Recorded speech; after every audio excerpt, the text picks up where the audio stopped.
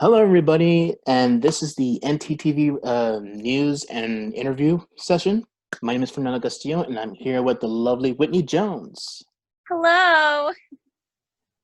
Thank you for agreeing to actually do this interview with me, Whitney. It really means a lot. Of course. Thank you for asking me. Now, let's get like a better introduction about yourself. Tell me, what do you do in your life? Well, my for a career, I am actually doing some acting for a living. I am a voice actress and an actress.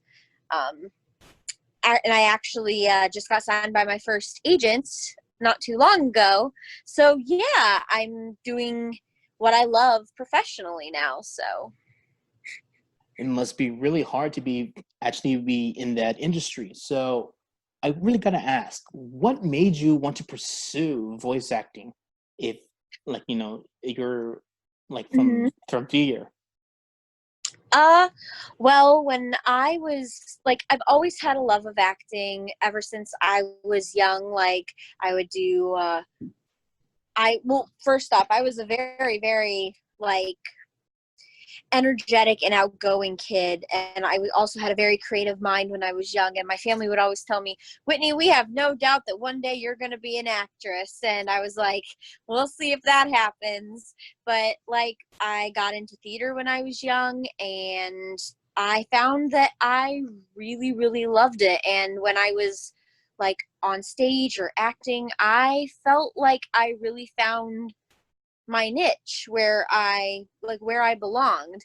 But then with voice acting, I leaned towards that because one, uh I had people tell me that I was kind of an enigma. So like, cuz for those of you who don't know, I am very, very tiny. I am a 4'10" girl.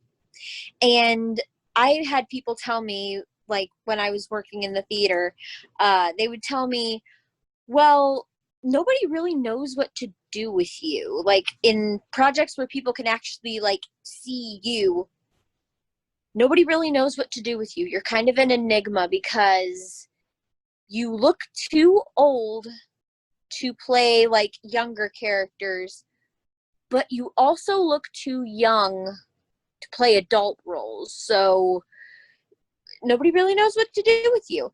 But then the other reason I leaned towards voice acting is because uh, I'm a big anime fan, and I watched animes like Sword Art Online and Full Metal Alchemist and stuff like that, and like Miraculous Ladybug and stuff like that. Just shows that I absolutely fell in love with, and it kind of hit me like actors are behind those voices, and it would give me a chance to do what I love, but also with voice acting it doesn't matter what I look like. And plus also, like, with acting you can inspire people and you can tell a story, and with voice acting you can be anything you want to be, and it doesn't matter. Yeah, I So bet. I mean, I actually agree with you on the fact that when it comes to voice acting, it doesn't matter how you look like because people can't see you. They'll be mostly focusing on your voices and how mm-hmm. actually well you play your character. Yeah. Now, which brings me to my next question. Do you have any other hobbies you do aside from voice acting in your career? Like, do you do any drawings, cosplay, singing, directing? Oh yes, I love to sing. I love to sing.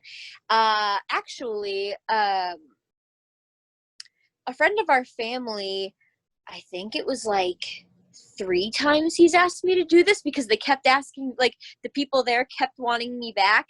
But I've sung the national anthem for the University of Akron hockey games. I've sung there like I think 3 or 4 times. I've always loved to sing too, ever since I was young, and I doodle from time to time, and yes, I do cosplay. I do cosplay. It's fun. It's fun. Yeah, there's no arguments there when it comes to cosplay because people love to actually become different characters of who they Hmm. idolize or who are their favorites from any television series or anime. Yeah, Um, and it's kind of like, well, I'm not. It's like I get to for a little bit amount of time. I get to not be me. I get to be someone else. yes, and when it comes to cosplay, it's very difficult to actually create your own costume because it takes time, or sometimes people Yeah. will go with the alternative in purchasing a costume. Hmm. How difficult is it to get into the voice acting industry? Um. Well, it. I'd be lying if I said it wasn't a competitive industry because, I mean, when you just like, there are a lot of people who want to do this, and it's all a matter of, well, and there's also a lot of people who think that just because you can do like funny voices that you should be a voice actor. Like, and what people don't seem to realize is it's not about, like, voice acting is not so much about the voice as it is acting. The question is not whether or not you can do a cool voice or cool or funny voice. It's a matter of, can you take a character and like put them through a range of different emotions? Can you like take a character and like if someone said, okay, well, what does this character sound like when she's happy, when she's scared, when she's frustrated, when she's flustered?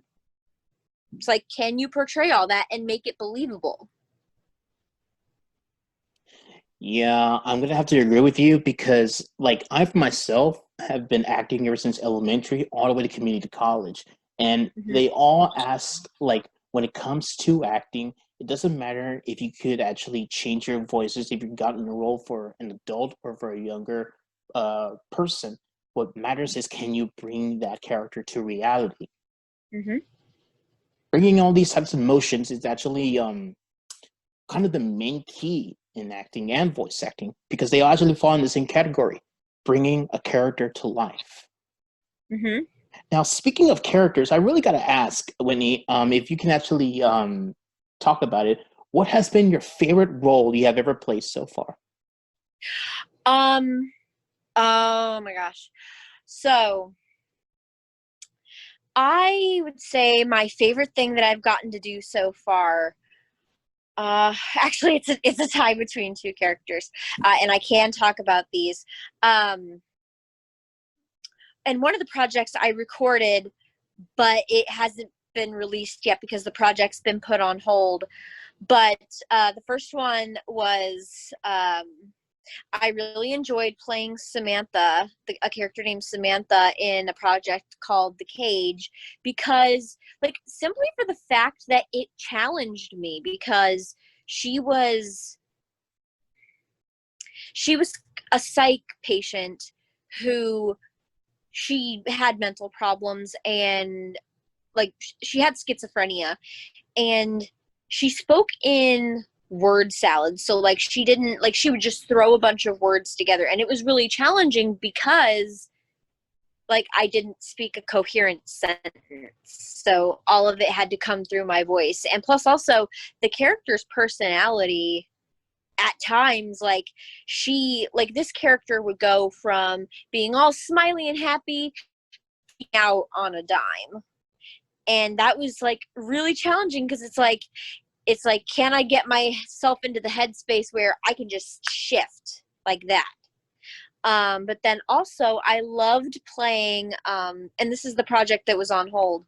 But I also loved in the project Miraculous Adventures, I got to voice Marinette Dupenchang / Ladybug in Miraculous Adventures. And it was amazing because, first off, I loved the series Miraculous Ladybug. And Ladybug was just so, like, she's such an awesome character because she kind of, like, she kind of defies the norms of what you normally see when you watch a show about superheroes. Because normally, when you see a show involving, like, superheroes, usually the main character is a guy. but it's kind of a twist because in this series, the main character, the main superhero is a girl, and a girl who can hold her own and who can like one up the boys, and she can handle herself. Yeah, So that yeah, it was really awesome to play her and to just like to step into her shoes and just like just kind of become her. that actually sounds really incredible. I can't wait to actually get the chance to actually hear your acting once I actually see or actually hear The Cage and Miraculous Adventures. Yeah. Oh, I can't wait for it to come out either. It's gonna be Awesome. awesome once everything, once everybody's, once everybody's audio is all spliced together. I can't wait to hear it. I can't wait to hear how everybody sounds because with Miraculous Adventures, like there's some people who like I know like who they are and what characters they play, but I haven't heard them yet. So I'm kind of excited. I'm kind of like waiting, like, what are they going to sound like? Oh, I agree. I can't wait to hear the total results. Uh, uh, So, this brings me to my next question. Now, being a voice actor, that means you sometimes get to work with other actors, whether they're in the room or whether they're not. But who, and from your personal opinion, who has been your favorite voice actor or idol and why? oh, like who's my favorite voice actor to work with? Work with, you ever met or talked to, and why?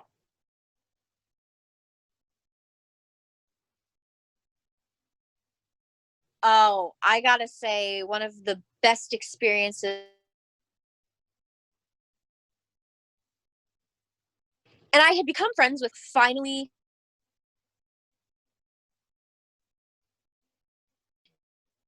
getting Bryce Brooke because like for those of you who don't know, and if you're well, you'll know who Bryce Papenbrook is if you're an anime fan, because like he was Cat Noir in Miraculous Ladybug, he was Katie Tone Sword Art Online, Aaron Yeager in Attack on Titan, Masaomi Kida in Durarara, Rin Okumura in Blue Exorcist. Like all he was in all these different animes and shows.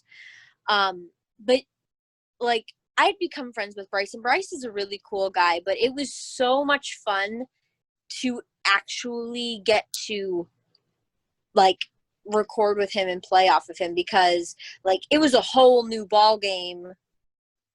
Like from just talking to him, it was a whole new ball game to actually get to work and record with him.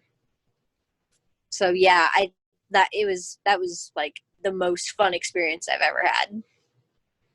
It was amazing. Yeah, I bet. I mean, I actually met Bryce actually twice in different conventions, and he's actually seems a really nice guy. Um, Yeah. yeah, and I really do hope that I get the chance to meet him again and conduct an interview with him next time. Oh yeah. I mean, he's been like I I actually recently went to California and I oh, bless his heart. He was like he's so busy lately because I mean, not only is he having to act from home now like all the other voice actors are, but I mean, he's a dad. Like he's a dad to two kids. One of them being a 1-year old. So he's got his hands full. Yeah, it's kind of hard to handle two titles now. Yep. Yep, he's got a 4-year old and a 1-year old. Now, we're about to reach the end of our interview, so I'm going to be asking one last question. Now, Okay. Whitney, um, now that you know in the position you're in when it comes to being a voice actress, I really got to know, and everybody has to know, what do you plan to do in the future, and where do you think you'll want your career to lead to? Um, well, at the moment, I have been working on just kind of some indie, like independent work. Um, but I'm hoping the big dream and goal is I would love to actually um, like move to California once I'm financially able to, and I would love to get to like I would love to get represented by an agent down there and actually get to work like at like studios like Bang Zoom or Dubbing Brothers and stuff like that. I would love to actually, because like I said before, I'm a big anime fan. I would love to actually get the chance to even just audition for an for an anime series, because like because I'm a huge fan, and anybody who is a part of the anime fandom knows that anime fans are like the best fans out there, because they're just so nice to everybody, like, and they well, because I mean, a lot of people think that anime fans are kind of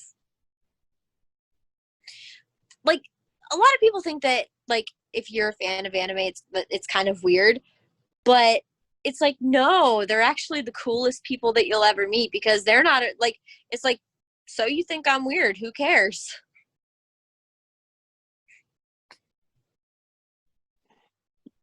At least from what Yeah. I've seen. Yeah, I mean, I got to admit, I mean, it looks like a very long path. You already have some plans you want to already pursue, Mm-hmm. and I'm just gonna wish you the best of luck because, like you said before, the industry is very competitive, and it takes like probably a lot of hard work. But I get the feeling that you will get there. I mean, with all work that you have accomplished and what you are right now, there is a high possibility that you will get there. Oh, thank you. I appreciate that. You're very welcome.